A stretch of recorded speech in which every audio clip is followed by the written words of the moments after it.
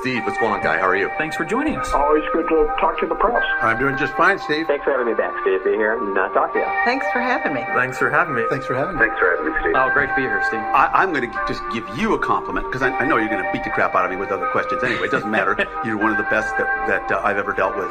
Live, local, unfiltered. Cities 92.9. This is Steve Suess.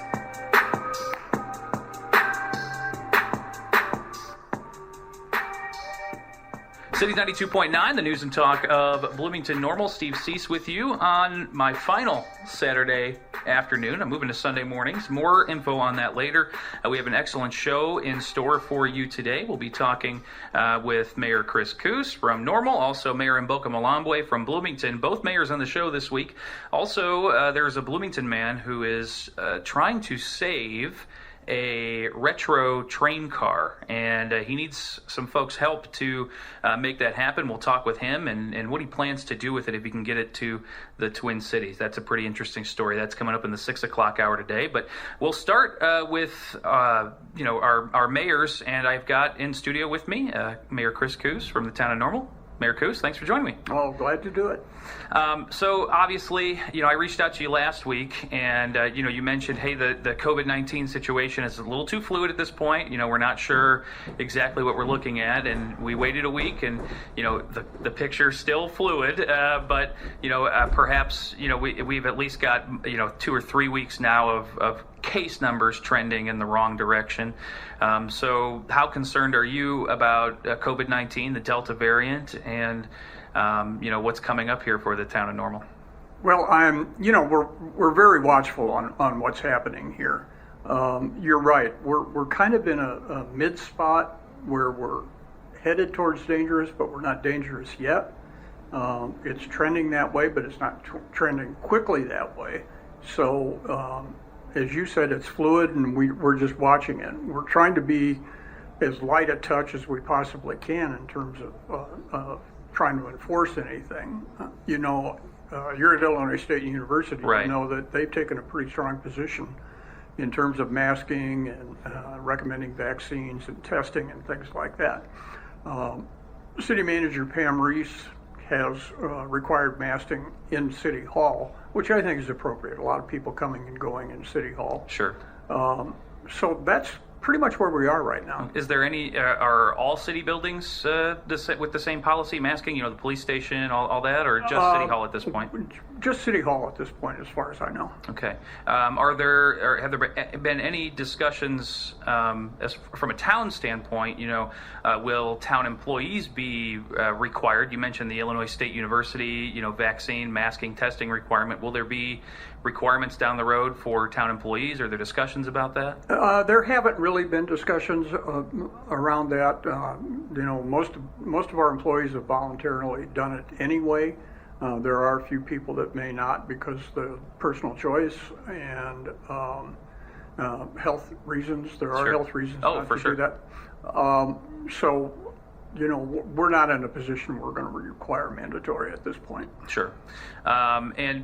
We talked about how the cases are rising. 2 weeks ago, we were just at that warning level, that 50 per 100,000. It looked like we were starting to taper off last week, 62, and it just about doubled. So, this past week. So things are back to, rising at pretty quick rates, but ICU beds are not increasing at the same rate, and they do lag, same with deaths and hospitalizations. But to me, it seems like, the vaccine seems like it's working to lessen the symptoms for those who do still get COVID-19, particularly the Delta variant, but might not have as severe symptoms as they would otherwise. So what's the town doing to help promote vaccination?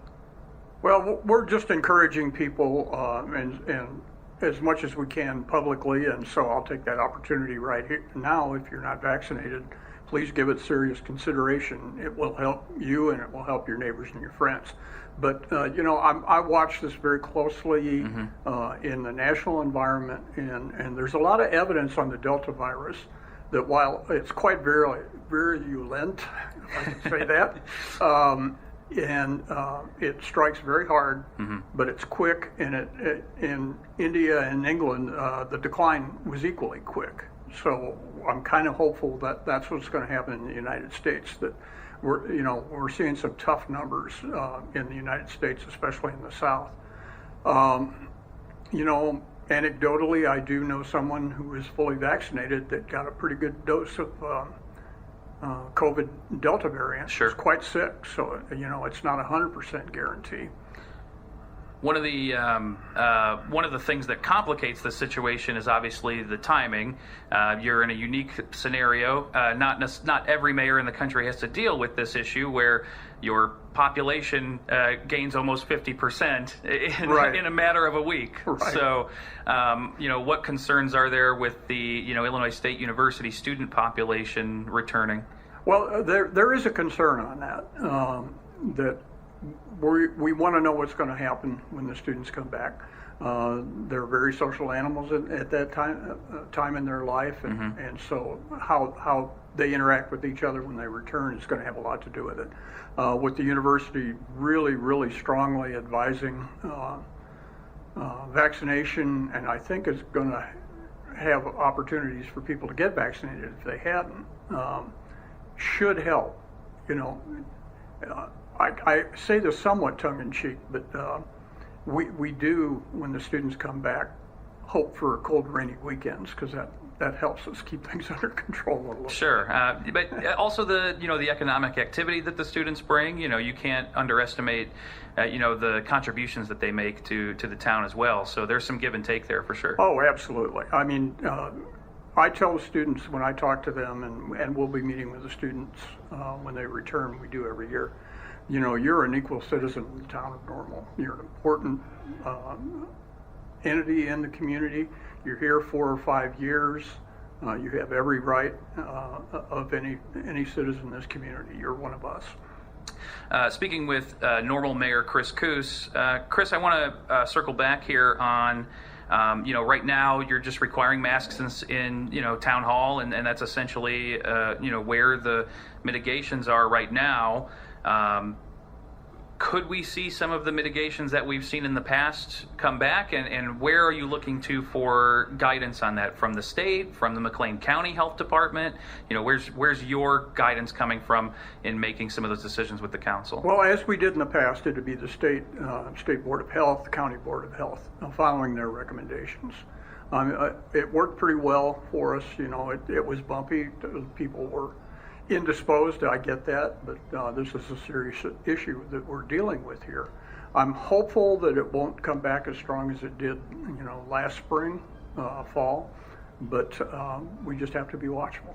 So other than the guidance from the state of Illinois, and obviously we could see mandates from a state perspective too on any mitigations or precautionary measures, who from the McLean County Board of Health or the health department is helping you and Ms. Reese maybe guide decisions as to what you might do to supplement what the state has expected or mandated of municipalities? Well, there is a group on staff with the county, with the city of Bloomington, town of Normal, other entities that meet weekly to have these discussions to keep us aware and abreast. I don't attend those meetings, that's a staff function, but it is being watched very closely. There were a lot of folks who were critics of some of the policy, especially the harsher ones. When bars and restaurants were either forced to shut down again, or hey, you can have outside service, but it was November and December at that point, which makes things a little hard here in Illinois.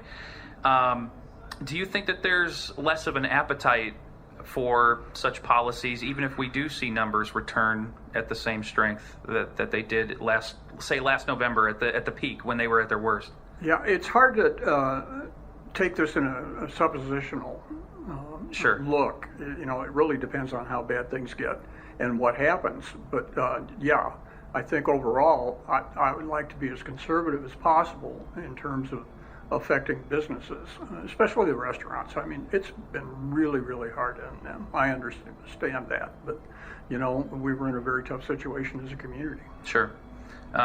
Is there anything that's that maybe the town had tried in the past that's completely off the table at this point, where you looked at a policy, you said, well, that really didn't have the intended outcome that we wanted, or it ended up maybe doing more harm to the business community than good? Is there anything that's completely off the table that had been tried in the past? Not that I can think of right offhand. Okay. I probably should have given that some thought before we got together. That's okay. But again, I think our direction as a community is that we be as soft a touch as we possibly can and still enforce health guidelines. Chris Coos, the mayor of Normal. Mayor Coos, stick with me through the break here, because I want to talk to you about a few things that the town manager, Pam Reese, had said in an interview with another media organization, and also touch on, obviously, the elephant in the room. 20,000 students are about to come to your front doorstep. So I want to talk about those two things and how those two might relate to COVID policy down the line as well. This is the News and Talk of Bloomington Normal, Cities 92.9. Steve Suess on Cities 92.9.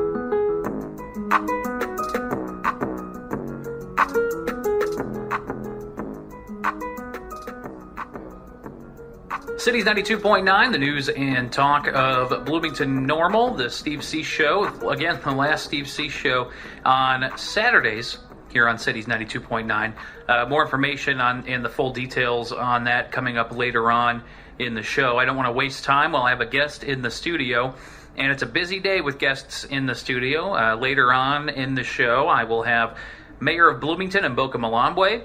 But it's a double mayor episode today. We're sandwiching the mayors with some other interesting content. It's Mayor Chris Coos of Normal. Mayor Coos joining me on the show. And Mayor, I wanted to ask you about an interview that was done by another media organization with town manager Pam Reese. Now, she mentioned a neighborhood action team that's been working with Illinois State University. Can you tell me anything about the neighborhood action team and what they're up to? Yeah, a neighborhood action team is usually the city manager or the deputy city manager, police chief, fire chief, people from zoning.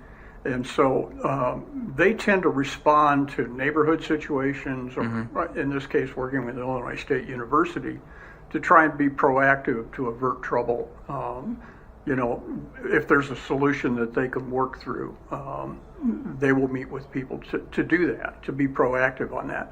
Most often the neighborhood action, or the action team meets in neighborhoods to talk about speeding, or maybe there's an uptick in vandalism or crimes. So we're more aware of what's going on, and we can be more proactive. Is this an appointed committee? Who does the neighborhood action team consist of, I guess? Well, again, it's city manager or assistant city manager, deputy city manager, director of inspections, planning, the police chief, the fire chief. Ms. Reese also... Public Works. Public Works. Public Works.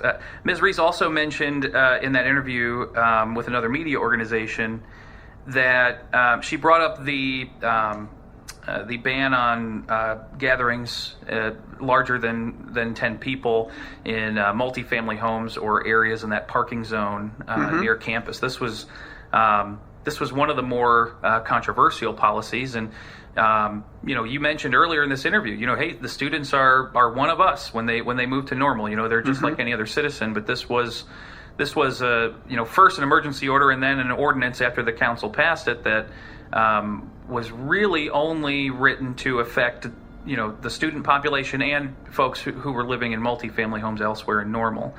Primarily that would be accurate, although it was enforceable throughout the city. Right. So do you, I guess, with that policy, do you see where, I guess from a student's perspective, or even from a legal perspective, it's not a law that's equally applied throughout the entire city, so it could be preying upon certain populations. The law was written to cover the entire city, but it was focused more on where we were having trouble. It's not something we want to do, right?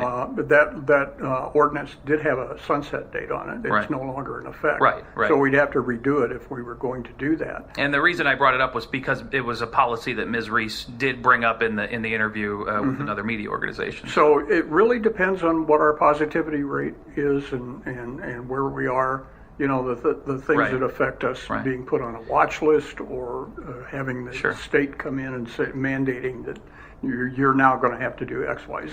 I want to circle back to that policy because I want to make sure that I'm not mistaken. It was enforceable city or town-wide, but only in multifamily homes. Is that correct? That you couldn't say prevent a gathering Right. of more than 10 people in a single family In a single dwelling. family home, private property, no. Sure.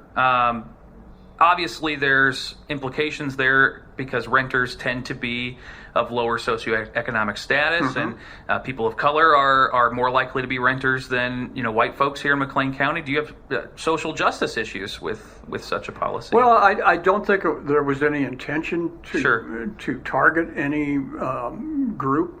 I think the intention was to target where there were troubles, if you will, and respond accordingly.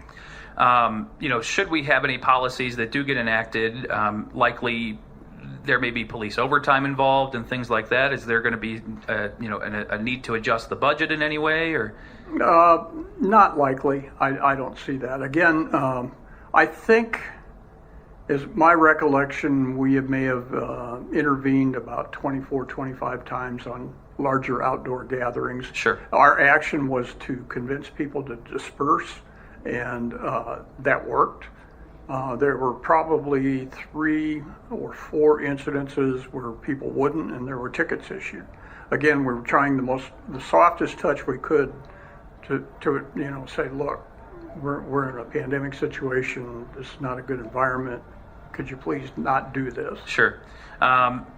Finally, Ms. Reese talked about how the town really would be looking for cooperation from Bloomington to possibly pass similar policies at the same time to avoid creating a situation where some businesses in one city could do things that businesses in the other couldn't, or individuals, or so on and so forth. So.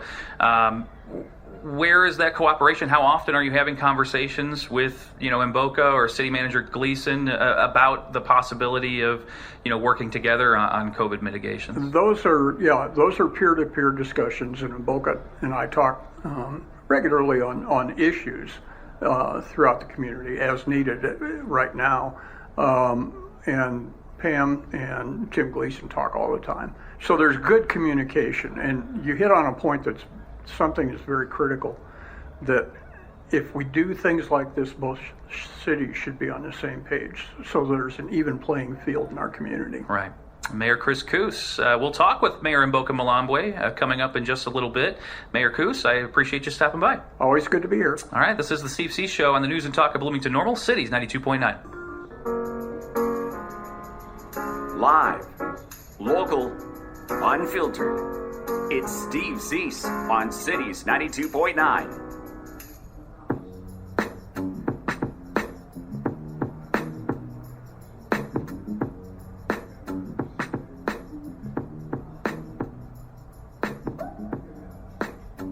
The Steve C. Show. I'm moving to 9 o'clock, and I'll tell you more, 9 o'clock on Sunday morning, so I'll tell you more about that later on in the show. But we're going to take a little bit of a break right now from our harder news stories of the day. And again, thanks to all the public figures who have stopped by to give us updates on COVID-19 and all the other policy things we've talked about today, and talk about a story that's a little bit lighter. And joining me on the show right now is David Parker. David, how are you?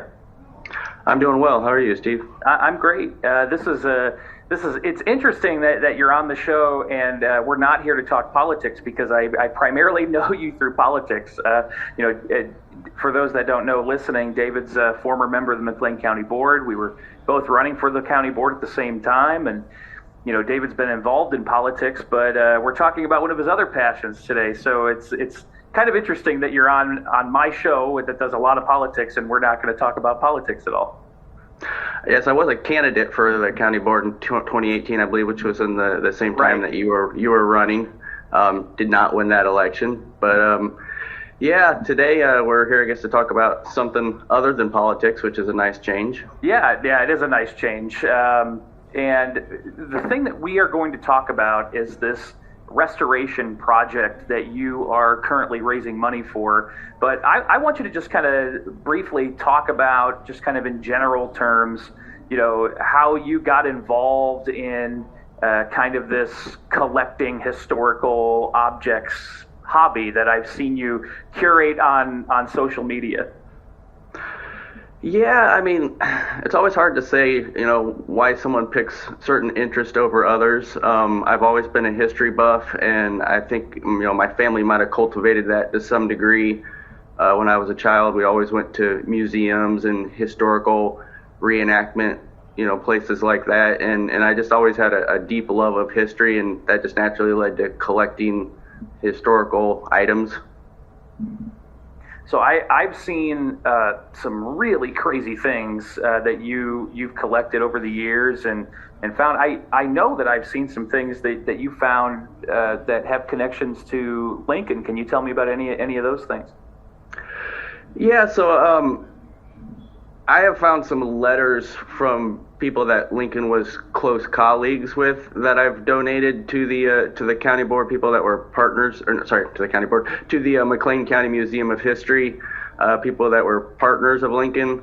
And, I used to be a collector, and then at some point I realized that I'm probably not the best person to keep some of these items. So at this point, I'm at a point where I just try to, if I acquire an interesting item, I try to disperse it to the proper home, and here in McLean County, that's usually the McLean County Museum of History. So I've donated a number of items to them. Other than the item that we're going to talk about here in just a little bit, what's been kind of the most exciting, the most rewarding find that you've gotten over the years? It's hard to pick just one. I mean, right now at my house, I have an 1847 letter written by David Davis that I have not yet had a chance to take down to the museum and give to them, but that's pretty cool because Davis, of course, is a big name in the area, and he was Abraham Lincoln's campaign manager, and he was a Supreme Court justice, and I had an opportunity to buy this letter that he had written in 1847 that's still at my house right now. Also a letter from Letitia Stevenson. So this was Adlai Stevenson's wife, and he was vice president at the time that she wrote it. So she would have been the second lady of the United States. So there's been a few different interesting things that I've found and had a chance to, give back to the county. Yeah, no, that's really cool. Let's get into this train car that you're trying to save. How did you stumble upon this find? So this gentleman who he and his wife bought the Harristown train depot in Harristown, Illinois, which is a small village outside of Decatur. They've converted this old train depot into their residence, but that in and of itself is a massive project, so they don't have the time or resources to take on restoring this train car that was sitting on the property of the depot.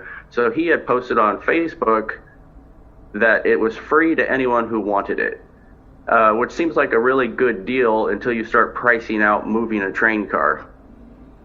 So I had reached out to him and set about trying to move it. And originally, I knew it would be pricey, but I guess I underestimated how pricey. I had originally allotted a budget of $10,000 to move this train car from Harristown to Bloomington, but it turns out I'm about 1/3 of the way there.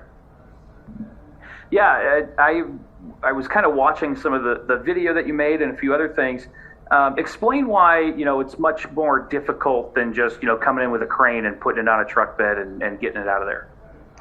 Well, there's a couple of different reasons. One is the location where it is at the Harristown Depot, which is actually a residence now, but it's up next to a building, next to a railroad track, and there's power lines running directly overhead, so you can't really lift it with a crane. You're going to have to jack it from underneath. You have to be careful on the side that's near the railroad track, because that's most of that is railroad property that extends out from the track. So it's going to be a difficult loading process. But beyond that, the train car, it's a wooden passenger train car from 1911, and it's not in great shape. It's in fragile condition. So there's a lot of liability on the part of whoever's going to be lifting it and moving it, as far as it not collapsing into a pile of firewood on the highway and causing an accident. So a number of the people that I reached out to try to get me to help move this train car were not interested in taking on the liability. And so that's when I got into reaching out to house movers, people that, jack and move houses for a living, because they have the equipment and the knowledge and they're used to that kind of liability, but their price tag goes up to about $30,000. But this car was operated by the Illinois Terminal Railroad Company, which did run through Bloomington Normal. You can, go to the museum or get online. You can find a number of pictures of this car and other cars like it operated by the Illinois Terminal Railroad Company in Bloomington Normal. So I thought it'd be a great piece to bring back and have here locally. And my plan was to convert it into a little restaurant, and that way the car could pay for itself. Because I know with a lot of historical structures or things of that nature, it's always finding who's going to pay for them. A lot of historical structures like the David Davis Mansion are subsidized by the government, or you'll have someone with financial means that will take on a big project to preserve these historical structures. But I thought, with this train car, if you could convert it into a little restaurant, particularly if you had it like sitting on old Route 66 or somewhere like that, it could pay for its own preservation. Yeah, it's a really unique idea. So this sleeper car number 535, I don't know much about trains. You mentioned it was, not necessarily this specific car, but possibly this specific car was one that would go through Bloomington Normal every once in a while. What more can you tell me about this car?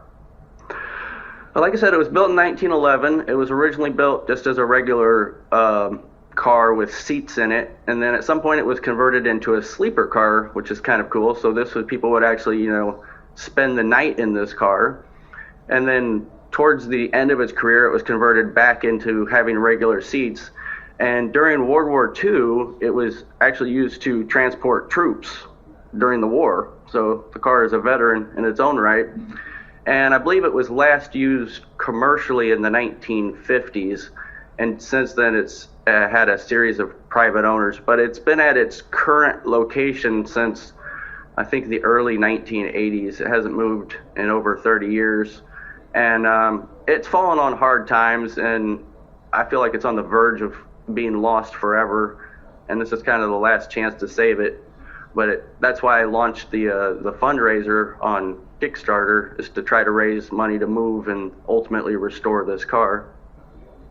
So again, David's talking about this GoFundMe, this fundraiser that he has going for, again, the name of the GoFundMe is Save Illinois Sleeper Car number 535. Make sure that we get links to that in the podcast after the show as well. So head to cities929.com and you click on the podcast link after the show. You'll see a link to donate here. You got a ways to go, David, but are you excited about the potential, the opportunity of getting this thing to the Twin Cities? I mean, I think it's the power of numbers. If I can get 1,000 people to donate $20, then we can get this car moved to Bloomington and start getting it restored. So, I can't do it alone, but I think if we got enough people interested and enough people in the area that want to see a piece of local history saved, then it's well within the realm of possibility. Again, the title on GoFundMe is Save Illinois Sleeper Car number 535, and of course you can find David on social media too, and he's got links, and we'll post a link on the city's website as well. David, thanks for joining us today. I appreciate it. Thanks for having me. Yeah, good luck the rest of the way, man. I'm excited about this, and if it does turn into a diner, I better have a breakfast the first day. You can be the first customer, Steve. Sounds great. We'll be right back with more Steve C. Show on the News and Talk of Bloomington Normal Cities 92.9. Live, local, unfiltered. It's Steve Cease on Cities 92.9.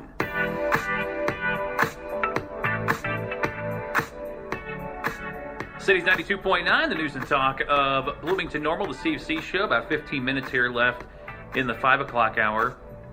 Coming up at 6 o'clock, we will talk with Mayor of Bloomington and Boca Malabwe. Lots of stuff to talk to Mboka about. Of course, I will ask a similar line of questioning that I asked Mayor Coos, because we could see mitigations for COVID-19 in the city of Bloomington as well. So we got to see what's up on their mind. Of course, the big issue with Bloomington during the height of the pandemic last fall was Mayor Renner's decision to fine restaurants and bars that decided they were just going to stay open, using the Liquor Commission to essentially enforce non-liquor related edicts. So we'll talk to him about that. Of course, lots of other issues with COVID-19 as well. Also, I will ask Mboka about that vacant Ward 6 seat. I mean, he's the guy who's going to appoint whoever joins the Bloomington City Council. So what's he looking for? How many applications do they have? What type of person are we looking for? So we'll ask Mboka about that. Also, obviously, a big story this week with the city of Bloomington. Everybody who applied for a claim against the city during that flooding in late June, even though the city was, blasting out the link to apply for a claim, everyone who had a claim against the city got their claim denied. And we'll ask Mboka about that. Not sure how much he'll be able to tell us, because it seems like there might be an ongoing legal matter going on, but, we'll try and get what we can. Other stuff coming up in the 6 o'clock hour, we will talk a little bit about critical race theory. And I know this is something that I have not talked about much on my show. Not only because I think my opinion on this issue is a little more nuanced than a lot of others, and we'll talk about it later in the 6 o'clock hour, but also because, Ty's on before me, and Ty Smith talked a lot about that in several episodes. So when it was really big in the news, it was being talked about by other hosts. So I didn't want to just double up. I wanted to, come at you guys with some new perspective. But we will dig into it. There was a really interesting conversation on Bill Maher last night, and that's why I wanted to talk about this today. Ben Shapiro was on there, and Shapiro had some really good things to say. So we'll talk about that. Also, we will talk about this show and the future that this show has, because this show is moving. If you have not heard, we've been plugging this all week, all show long. This show is moving to Sunday mornings. All right, so this is the last Saturday you'll be able to hear the Steve C Show from 5 to 7 right here on Cities. All right, next week I have the weekend off. I'll be on vacation with my family in the great state of Florida. I'll be on the beach. I will not be on the radio at all. Kat Peterson, the producer from the Scott Robbins Show, is going to be in, and Kat is going to try her hand at doing 2 hours of solo talk on her own. She's going to try her hand at my show essentially, and she'll be the fill-in.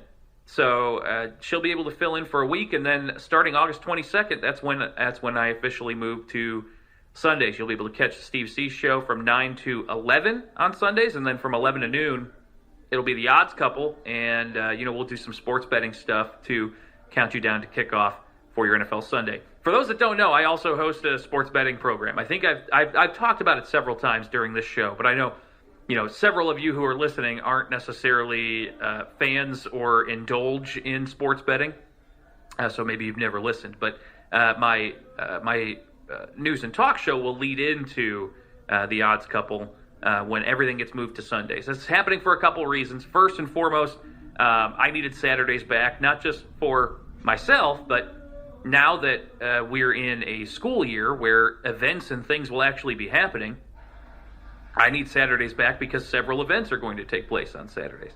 I need to work over at ISU on homecoming. I need to work over at ISU on Family Day. I need to work over there when there's other events going on that are happening on campus that I might be overseeing students that are doing things for those. So I really, there's probably 10 times a school year where I need a Saturday to do things. So this just made logical sense. Also, I'm not in this building for an entire day anymore, which is kind of nice. Not that I don't love the people here. I don't see very many people. It's the weekend. It's pretty empty. So moving to Sunday, Steve C show, 9 to 11, odds couple 11 to noon, and we'll get you started for NFL kickoff before all that happens in the fall. Also, it'd be nice to lead in to David Paul Blumenstein, who's still going to be Sundays from 1 to 3. So David and I will be on the same day then. So that's what we've got coming up right here on Cities. Wanted to get in, this is going to be kind of a cornucopia of different things here at the end of the hour, because there are several issues I wanted to talk about that and just did not have a ton of time to do it with all the interviews with the mayors today. And of course, I wanted to talk to David about the train car. And again, we'll put a link as to where you can donate in the podcast description, because I think that's going to be an important part of making sure that we can save that train car if you're so inclined. I'm not obviously forcing you to donate or anything, but I think it's a good cause, and we need to preserve our history. And the only way we can do that without the government subsidizing it is to have folks like you and I who care about the history of McLean County and donate to preserve things from our past. So a couple things I wanted to talk about here. First, and this is kind of almost a checkup from last week. Last week we talked about vaccine requirements. Essentially, who can do them and why are they able to? All right. So we can split this issue in half. Are private companies able to do, or private businesses able to mandate vaccines on their customers or employees? Well, the answer is yes. A business owner has the right to control the safety of their workplace, and that includes putting medical requirements on employees, on customers, people who walk into their private property. You could do it in your own home if you wanted to. If you own your house, you can say, if you're not vaccinated, you can't come in. A business owner can do the exact same thing. Now, should they? That's a different question. Bottom line, just because private companies can do it doesn't mean that they should. I think there's every reason to believe that that's a terrible business decision. If you're turning away customers because of a health decision that they made, you're not, getting a lot of goodwill from people with business practices like that. And morally, I don't think it's right. But legally, they can. Now, can the government do it? No, but there is reason to be concerned that the government's trying to do it. We played this last week. This was Joe Biden essentially leaving the door open, trying to figure out if he can do a federal vaccine mandate. And by the way, he can't. Why not push for vaccine mandates in states, private companies, schools? Do you want to see those entities pass vaccine mandates? Well, I'd like to see them continue to move in that direction, and that's why I pointed out. I had asked the Justice Department to determine whether they're able to do that legally, and they can. Local communities can do that. Local businesses can do that. Yes, they can. It's still a question whether the federal government can mandate the whole country. I don't know that yet. Well, I do, and they can't. So there you go. But it's not just the Biden administration that's, using these dog whistles to try and mandate vaccines. There was an op-ed in The Atlantic this week that essentially said the U.S. government should put anyone unvaccinated on a no-fly list. Now, if a private airline wants to ban someone from flying, they're able to do that. They can turn away business if they really want to. Are they? Probably not. I know how those airlines work. They're not going to turn customers away. So I highly doubt you're going to have an airline come out and say, hey, we're going to willingly only take vaccinated people on our flights from here on out. But Rand Paul was on Fox talking about this op-ed in The Atlantic, and he nailed it. If we now disagree in our personal medical decisions with the left, they're going to declare that we're a terrorist and that we can't fly. But even on the practicality of it, even if you said, okay, we're going to do this, even the CDC says you're not supposed to get vaccinated if you've been infected within 3 months. So what are we going to do? Tell people they can't fly for 3 months, even according to the CDC? I and other doctors actually think that your immunity from being infected is going to last a lot longer. With the 2004 epidemic, people still have immunity. Spanish flu, there are people alive who still have immunity from 1918. So I do believe natural immunity should be taken into account. But even according to the CDC, this idiot would have us not flying for 3 months. So it makes no sense. It's complete collectivism. And all of these people are the same people who hooted and hollered and said, Trump is leading us to authoritarianism. What could be more authoritarian than a no-fly list for people who disagree with you? There you go. And he's totally right. And by the way, the government cannot require you to get a vaccine, at least as a citizen. Now, if you're a government employee, they probably can, if you want to keep your job. But that's how the cookie crumbles. There are people trying to make it happen, though.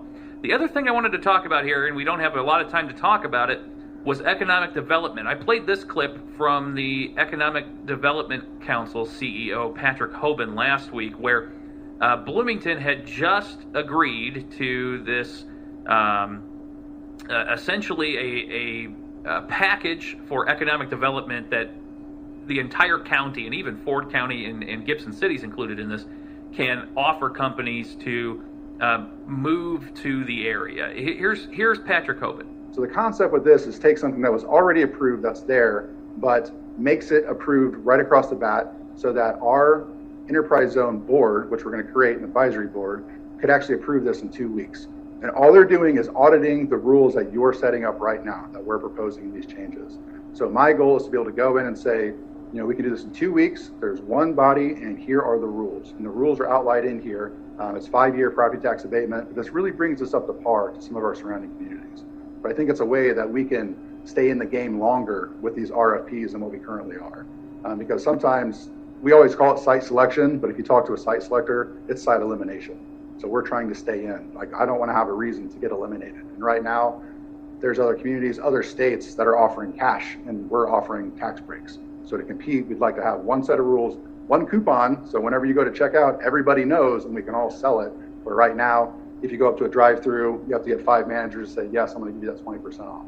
So if we get this done, it's one set of rules for everybody. So that was at the meeting, at the Bloomington Council meeting last week, where this was passed, and it was just passed in Normal just this week. So this is a thing now, and look, it's a good thing that Bloomington and Normal are not going to be competing with each other, or parts of rural McLean County that are unincorporated that might see development, or Ford County or Gibson City. It's good to have one package available. The part that really concerned me was where Hoban talked about cash incentives, and I really don't want to see that come to the area. And that to me is a bad deal. The other part of this, and this came out just this week, Hoban was talking over at Illinois Wesleyan University, and he said he was alluding to a possible development deal with a large company. He said, I'll just say it's $1 billion deal. They've been in town 2 times. Next week they'll be back, so that would be this week here, coming up. And this is going to be the final pitch, he says. He couldn't identify the company or what industry they are. He said it's the biggest deal I've ever seen. We're one of 3 out from other states as well. So he makes a comment 2 weeks ago saying, hey, we got to stay competitive with these communities that have cash incentives. And now he's alluding to $1 billion deal that could happen in McLean County. This is something to keep your eyeballs on, folks. Economic development to a point, sure, but let's not dive into corporate welfare territory. You can be sure that I'll have my eye on it and bring it up here if anything changes. All right, and Mboka Malambwe, Bloomington Mayor, coming up at the other end of the break. Cities 92.9. Steve, what's going on, guy? How are you? Thanks for joining us. Always good to talk to the press. I'm doing just fine, Steve. Thanks for having me back, Steve. Be here and talk to you. Thanks for having me. Thanks for having me. Thanks for having me. Thanks for having me, Steve. Oh, great to be here, Steve. I'm going to just give you a compliment, because I know you're going to beat the crap out of me with other questions anyway. It doesn't matter. You're one of the best that I've ever dealt with. Live, local, unfiltered. Cities 92.9. This is Steve Suess.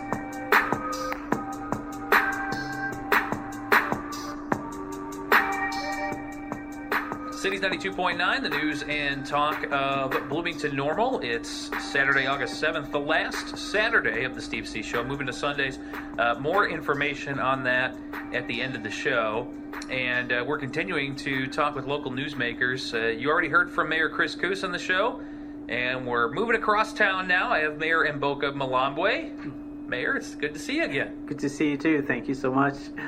Yeah, and unfortunately, I've called you into the office today to talk about the same thing I talked to Mayor Coos about. Essentially, I've got a few other questions for you, but sure. We'll start with COVID-19. Obviously, cases rising. Yes. 3 weeks ago was when we found out. We're going to be on the little warning schedule. Yes, we were up to 50 per 100,000, right. 50 cases per 100,000 people in McLean County. And then it kind of leveled out the week after that. But then just this week, we're back to almost doubling those numbers at 111 now. So right.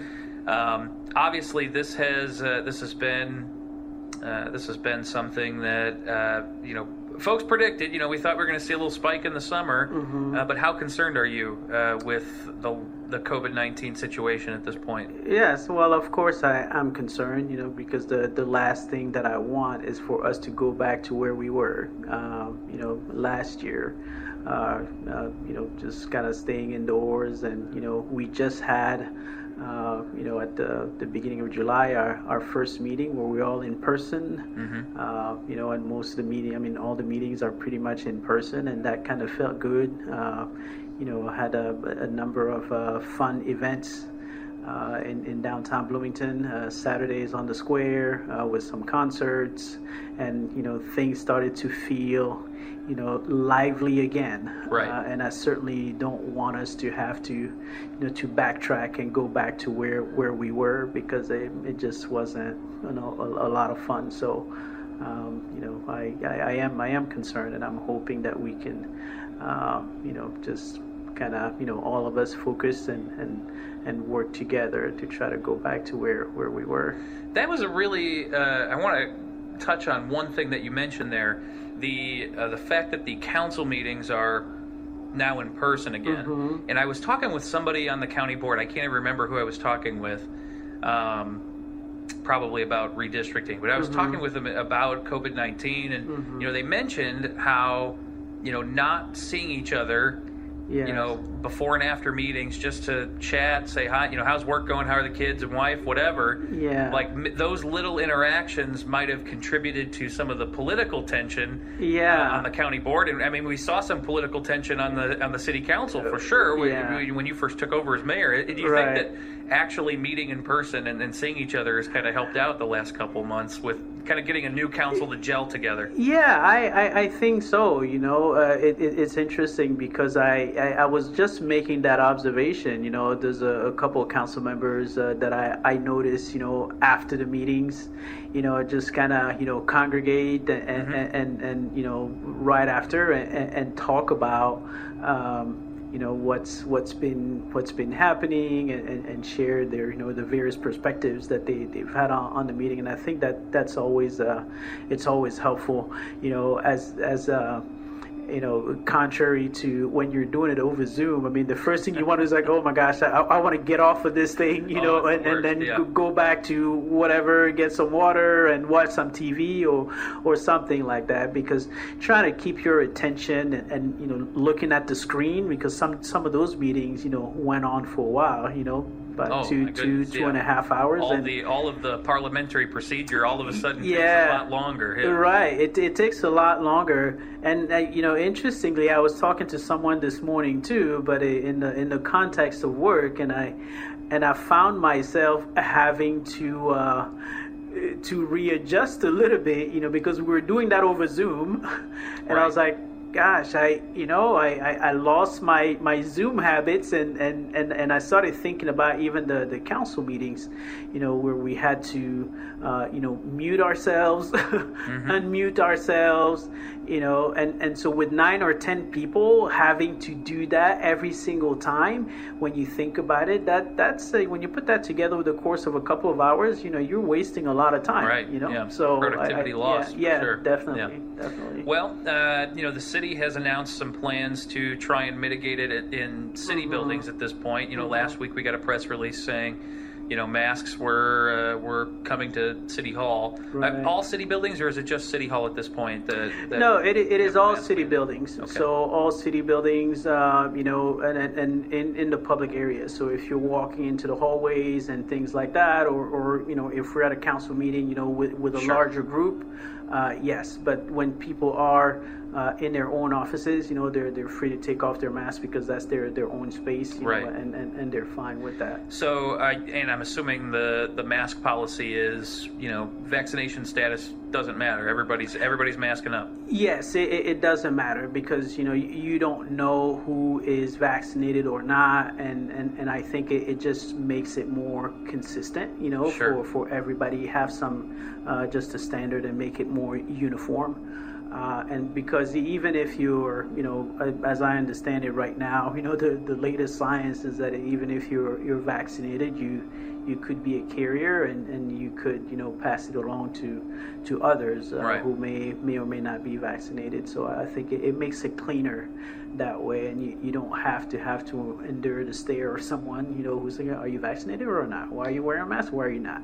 That kind of thing. Do you worry about telling someone who has already gotten the vaccine, mm-hmm. hey, you got to wear a mask now? Do you worry about that leading to more vaccine hesitancy? Somebody who might be on the fence about whether they're going to get it or not, all of a sudden they're seeing, vaccinated folks be subjected to the same mitigations that unvaccinated folks are. Yeah, and I understand, some of that because I do remember when the CDC, changed their guidance and said, hey, you don't have to wear a mask and things like that if you're vaccinated. Mm-hmm. I think, that caused a little bit of confusion, but I think, my guess is that they were probably trying to instill more confidence in the vaccine.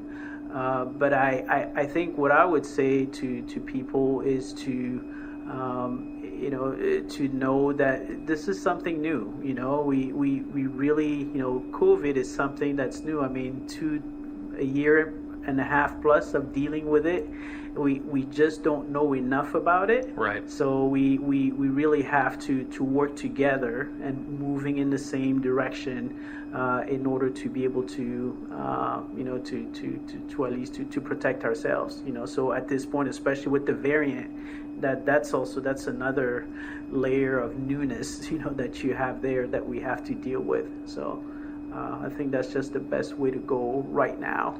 Other than instituting masks again mm-hmm. in indoor spaces, another thing that employers are doing mm-hmm. is requiring the mm-hmm. vaccine for their employees. Mm-hmm. We've seen Illinois State University right. require vaccines for students, yes. faculty, and staff. Now, of course, testing. there's some convoluted language yes. in the word require mm-hmm. there, but we're seeing this in different places around mm-hmm. the country. Are there any talks about, either mandating the vaccine mm-hmm. for city employees or doing a similar system where it's either vaccine or regular testing? Right. No, we haven't yet. We haven't discussed that. We'll have to kind of, take things one step at a time. So the guidance that we tend to follow, the guidance from sure. the CDC, and you have to think about other, some other employers have different circumstances. The city of Bloomington has 600 employees, and they do things a little bit differently. A lot of them are out and about, and right. we have parks people, who work outside a lot, folks who work at the zoo. So the city has there's a number of complexities that are different from other employers. So we'll just advise, at the right time. Speaking with Bloomington Mayor Mboka Malambwe. Mboka, the logical next step here mm-hmm. is to talk about, further mitigations. Mm-hmm. Unfortunately, mm-hmm. We've talked about how the city is kind of managing its own business, but right. It wasn't so long ago where the city was mm-hmm. managing private business mm-hmm. when it came mm-hmm. to some things regarding COVID-19. Yeah. Is there any appetite right now within city government to try mm-hmm. and do some of the things that the previous administration did when the COVID numbers got bad? Yeah, personally, that's a tough question. Yeah. But that's something that we have to kind of look at very carefully, but for me personally, I would rather go in a proactive way, and I think I might have mentioned that previously when I was here on another. Yeah, I think we were talking about it in the campaign trail. Yeah. So I'd rather be proactive. Right now, we are thinking about. I know I've had conversations with the city manager about reaching out, to certain businesses, particularly. Those that are experiential, where you actually have to be on site, Sure. to experience their services and see if we, there's an opportunity there for dialogue to talk about, okay, how, this is where we were, around this time last year, and how do we avoid that? My particular concern is when it gets a little colder, Right now, people. I'm thinking particularly about restaurants and also bars who rely on people being on site Sure. to consume their services. Okay, right now we've done some things. We've extended outdoor dining and things like that, so that allows them to to continue to do business and things like that. But what happens in November, and December when it gets colder and these numbers, if they keep increasing, what do we do? That's the kind of conversation I'd like to have with them, because I'm the last person who wants to put people, in a difficult position, because they still have to earn a living, Right. And when you're no longer able to earn a living, then your mental health, becomes an issue. And I certainly don't want us to get to that point. So I'd rather be proactive and have conversations with Sure. them. What do you think? What should we do? We're about 4 months away from cold weather. Yeah. We have some time to do that. Now, we are seeing, cases rise at somewhat of an alarming rate, but at the same time, ICU bed availability is still very stable in McLean Right. County. It's lowered a little bit. A month ago it was at 32%. It's at 28% right now. We've still only had, I think, one death since May 2nd in McLean County. So, the deaths and hospitalizations aren't quite trending in the same direction as drastically as the case number. So, given that it seems like, at least that could be several factors, right? It could be the vaccine working. Right. Vaccinated people obviously aren't going to have as severe symptoms Right. on average. It could be several things. But given that reality, do you think that policies similar to what we saw last November, say, when we were kind of in that winter spike, do you think policies like we saw then, where bars and restaurants were forced to shut down indoors and things like that, do you think that those policies are justified? Given the trends that we've seen? Yeah, at this point, I'm not sure. Again, Right. I hesitate to give a definite answer, because this variant, is behaving a little bit differently, and when the CDC issued their guidelines about masks, what was it, a couple of months ago, we thought, oh, okay, we're completely out of it, and then here we are, you and everybody else. We all yeah, thought we were. Yeah, we thought we were out of it. So I do think. It's just something that we have to look at one step at a time. But it's definitely encouraging that we're not seeing the deaths Sure. like we had before, and I know anecdotally, just speaking to friends who are fully vaccinated, and had it. It definitely did not feel the same way, because after the vaccine, okay, they feel like, okay, they like a bad sinus infection, they're feeling tired or something like that, and then after a couple of days, it's done. So I think from that standpoint, the vaccine is doing some good. I spoke with Mayor Coos, your buddy over there in Normal, and my birthday buddy. No, I did not know that. You share the same birthday. Yes, born on the same day, but he's much better looking though. Well, he was talking about how any ordinances or anything that the city does or the town does, or they're probably going to be looking toward Bloomington to have consistent policy across the board. They don't want rules. On different rules on one side of Division Street. Yeah. How often are you having conversations with Mayor Coos, or how often is Tim talking with Pam? That type of thing on making sure that these things are kind of across the board. Yeah. So Tim and Pam, as city managers, spend a lot of time talking with one another.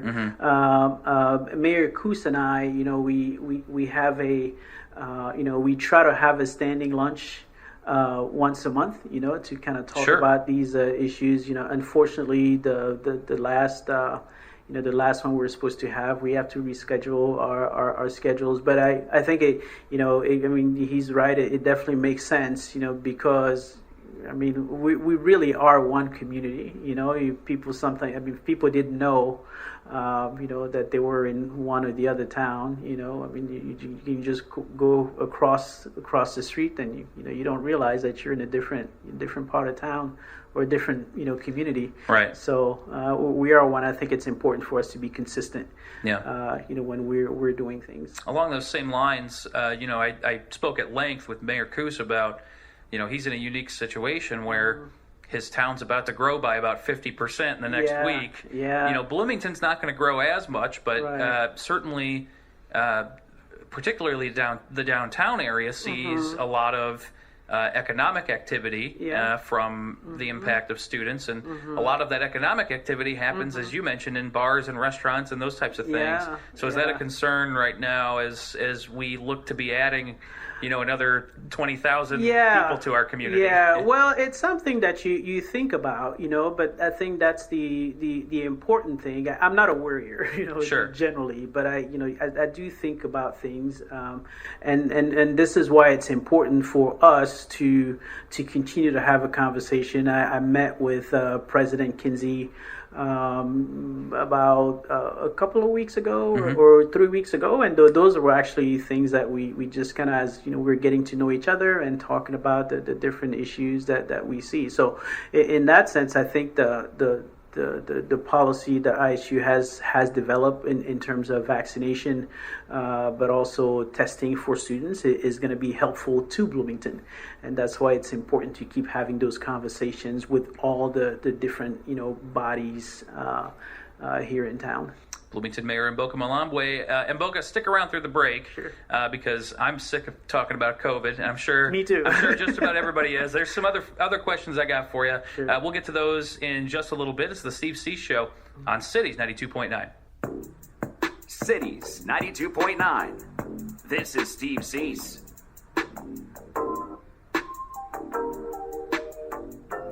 Cities 92.9, the news and talk of Bloomington Normal, the Steve Suess Show. We're continuing our conversation with Bloomington Mayor Mboka Malambwe. Enough with the COVID, Mboka. We're gonna switch to kind of the other pressing issue on the city council right now, and that's we are an alder person down at the moment. Jen Carrillo has resigned, and we're looking to fill that Ward 6 spot. The city taking applications right now. How's that process coming along? It's going well. So we're not one down yet, because but we will be. Her effective resignation date is October 31st. August 31st. Yes, August 31st. So her last meeting on the council would be the last meeting in August, August 23rd. So the process is going well.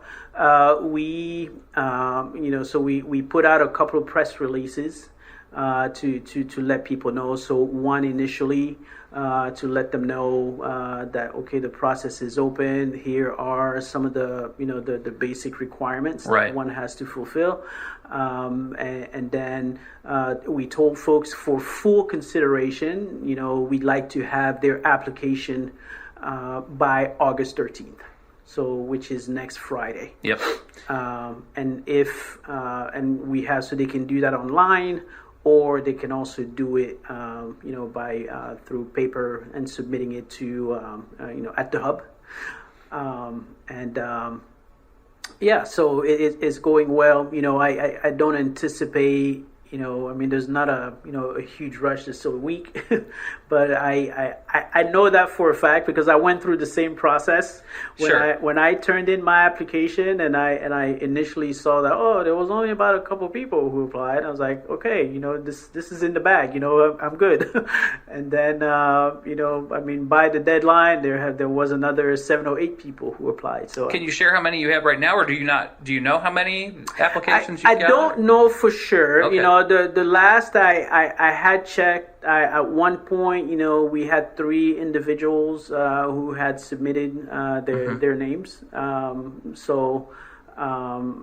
But there's also, remember, there's the paper process. So sometimes that's, it's a little bit more difficult to figure out how many are there. But yeah. So this is a mayor appointee, right? So you get to make this decision. What are you going to be looking for on these resumes and from a successful candidate? Yeah, well, I can't give away all my secrets. Because if I tell you that everybody knows exactly what I'm looking for, they'll tell me what I want. Trust me, I don't want this job. This is not me trying to get any info from you. I have made it very clear I'm not interested in that. It's a fun job. Yeah, it's a fun job. Comes with a lot of scars, but it's still fun. Generally, I'm looking for someone who is,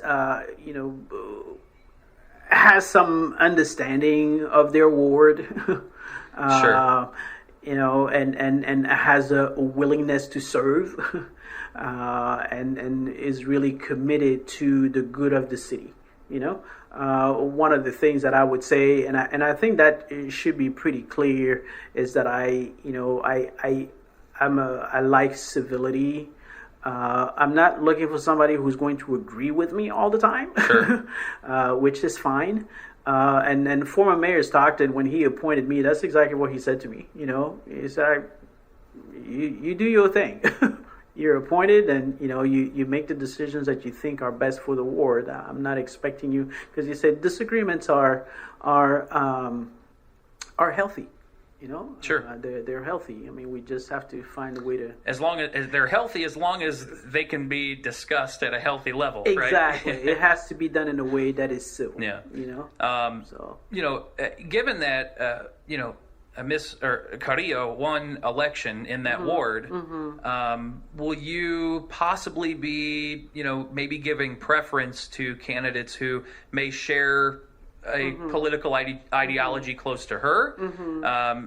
Could that seem to be the will of the people in that ward? At least at the time, there wasn't there wasn't great voter turnout, but they did elect her in a fair election. Yeah. So is that something that's going through your mind, or are you just kind of looking for the best person? For me personally, I don't really know until I see the folks who show up, because I could say one thing today and then, we don't have candidates, or we have candidates that are, polar opposites, Right. I mean, I haven't reviewed the application that I've seen, so you don't know until you've reviewed all the applications to be sure that, okay, they kind of fulfill the basic requirements. You know that you've had to hire people.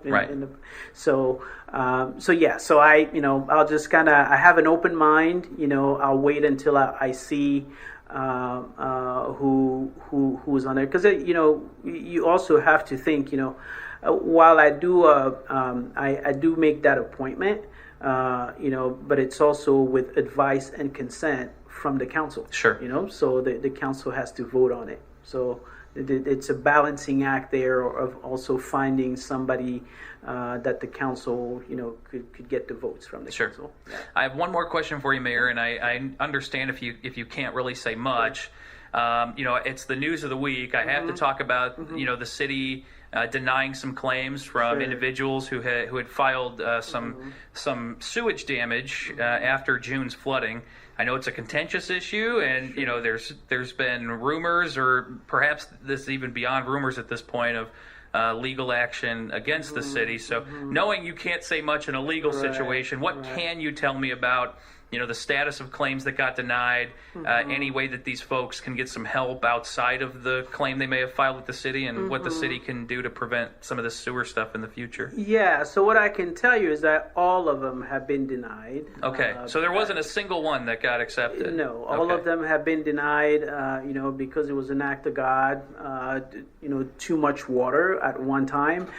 If you think about it, I was talking to one of the public works staff at one point, and we were having a discussion about it, but in some areas they had about 14 inches of rain, and the annual average for rain in Bloomington is about 30 plus. So that's half a year of rain in a weekend. Yeah, in a weekend. So that is a lot. No system is built to take that much water at one time. So I am definitely. I'm sad for those individuals, but I think the important thing is that we have to focus on the future. What do we do now? Because this event has brought this to our attention. We've had plans in the past, and the city has done what it needs to do. We put forth some plan. A sewer master plan, and we've been executing it faithfully every year, and so in there it calls for us to take care of certain things, and we're going along with that. But I understand for some folks now, we have their attention.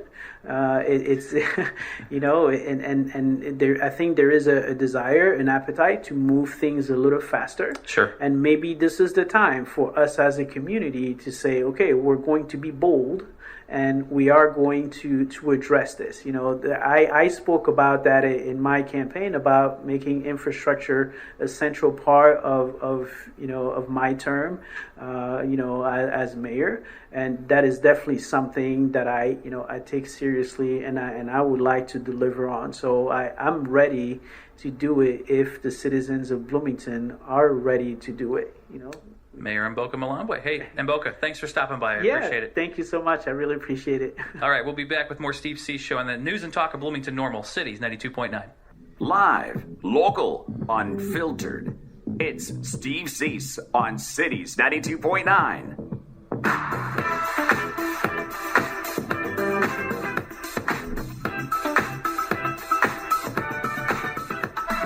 Cities 92.9, the News and Talk of Bloomington Normal, Steve Suess Show. Just about 20 minutes left with you today. And we're going to dive into an issue that I know a lot of you listening have been concerned about.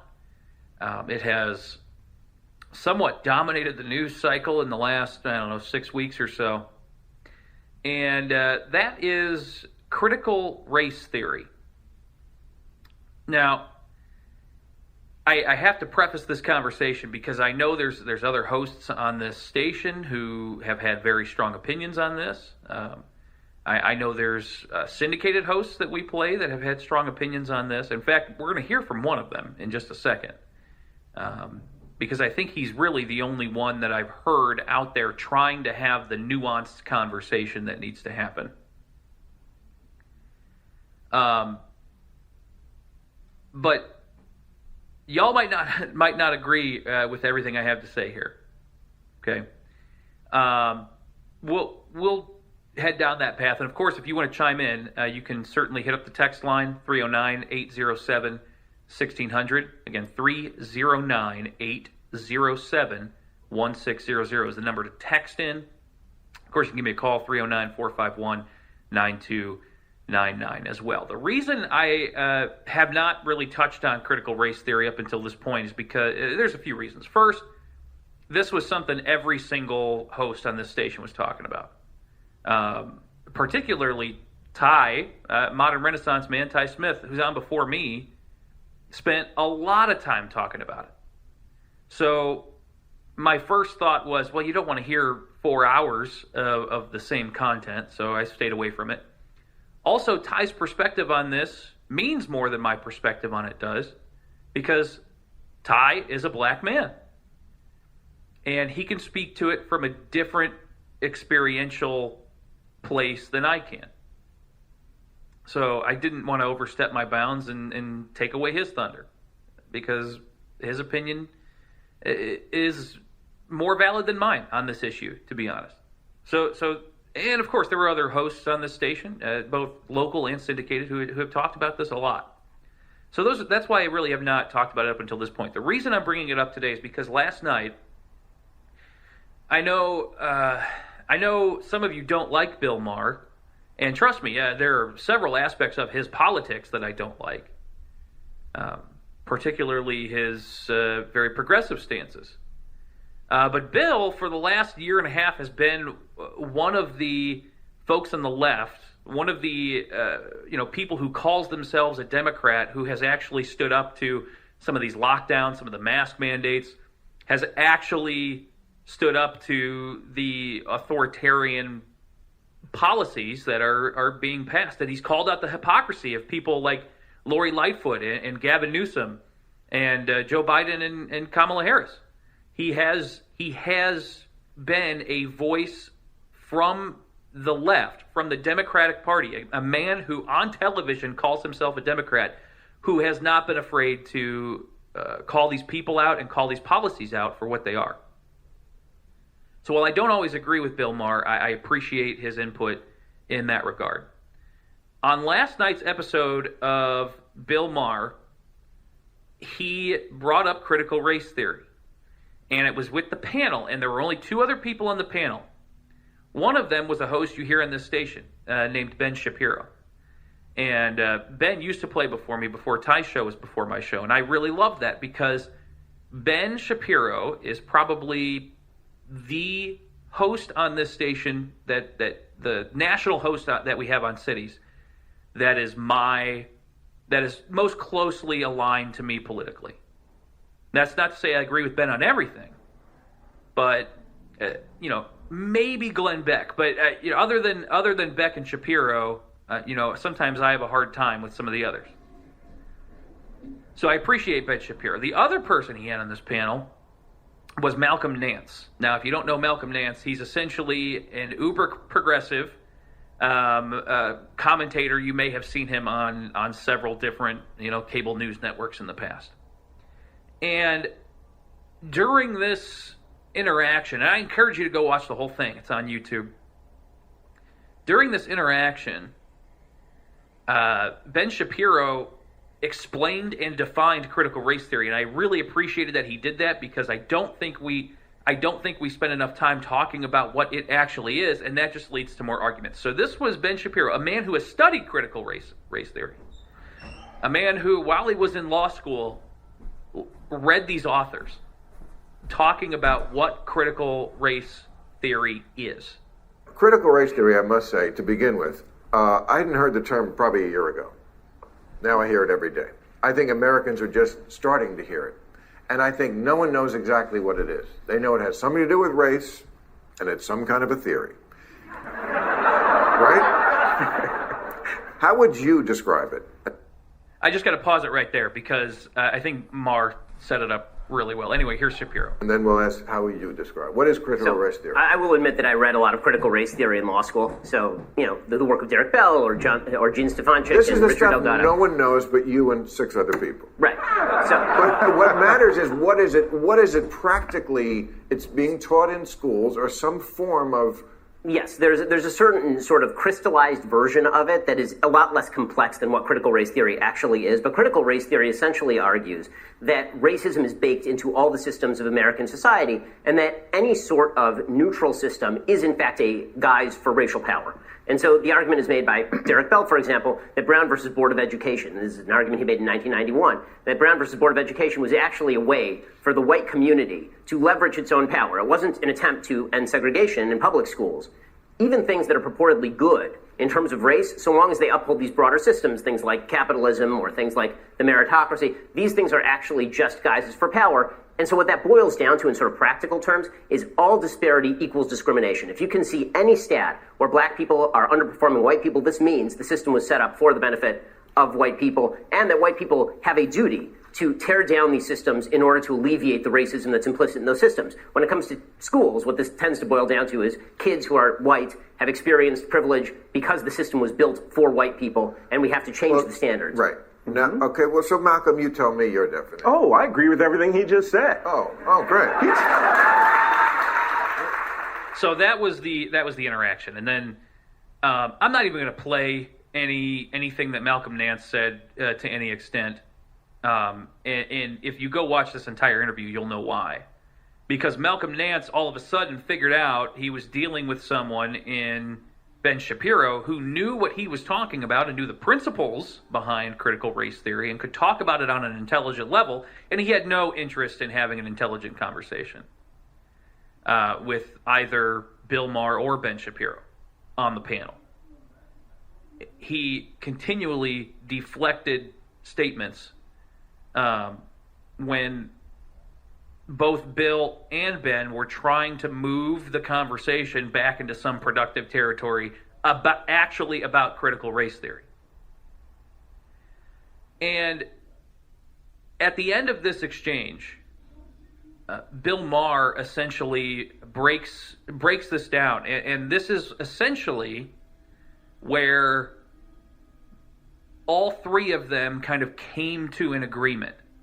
All three of them were at the end of this exchange. Certainly there was still contention, but Bill Maher kind of laid it out, and nobody disagreed. Bill found a way to frame this in a way that was amenable to everybody. Here's Bill Maher. If you ask me critical race theory, if you say, does that mean teach history unvarnished? I would say yes. Then I'm totally for critical race theory. If you say, does it mean acknowledging that racism persists today? I would say yes, teach that. Should we have remedial means? That's like affirmative action. There's lots of people who are against that. I'm still for that. I still think when you read the statistics, and I have some of them here, blacks earn 40% less, 90% less family wealth, high poverty high schools, 72% blacks to 31% white, live 6 years shorter, half as likely to go to college, 8 times more incarcerated. These are real statistics. The question is, what do we do to address them? These are real statistics. You think we should address them? You think we should address them, right? The question is, what are we doing about it?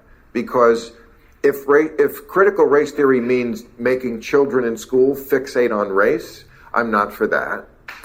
If it's about collective guilt, I didn't do anything to your great-great-great-grandfather. I don't want to be responsible for that. If it's about, a toxicity of just from being born white, if it's about dividing everybody into oppressor and oppressed and oppressor, I'm not for that. So there are things that are being taught and are going around that I'm not for, that if that was critical race theory, I wouldn't be for. So this was the big point, and this was what I wanted to hammer home.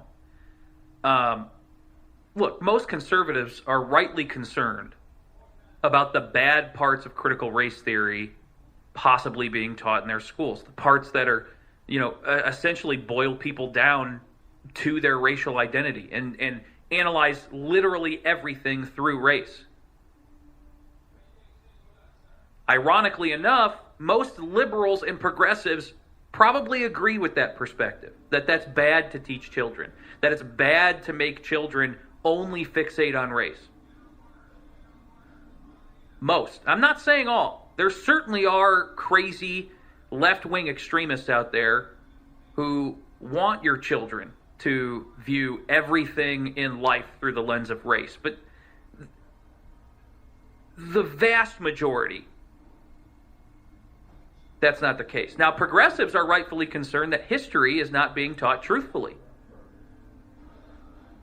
And ironically enough, conservatives probably agree that history must be treated truthfully. And I get into conversations with Republicans about this sometimes, and many of you know that I'm a libertarian, and I 100% believe that we need to teach kids both the good and the bad parts of American history.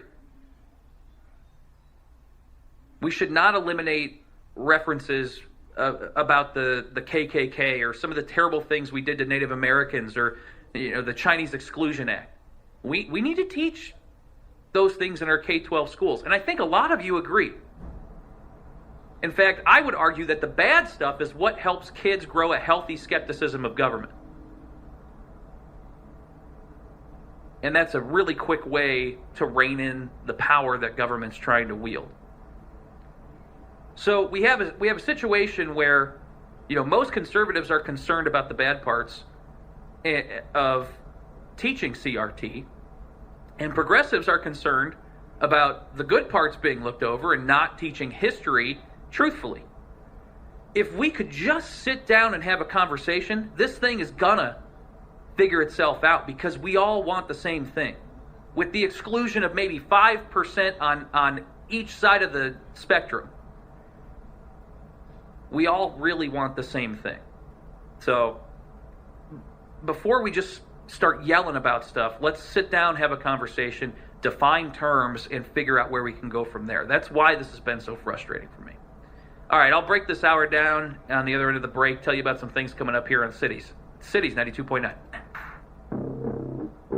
Steve Suess on Cities 92.9.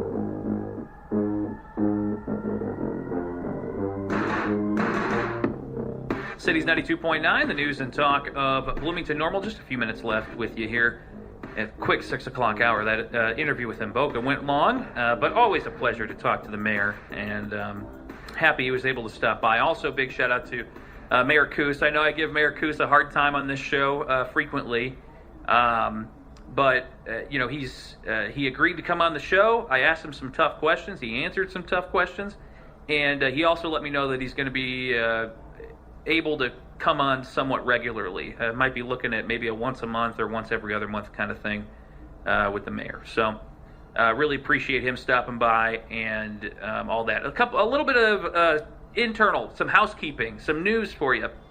This is my last Saturday on Cities. Now I know that sounds really grave and more dramatic than it needs to be. I'm just moving to Sunday. It's not anything.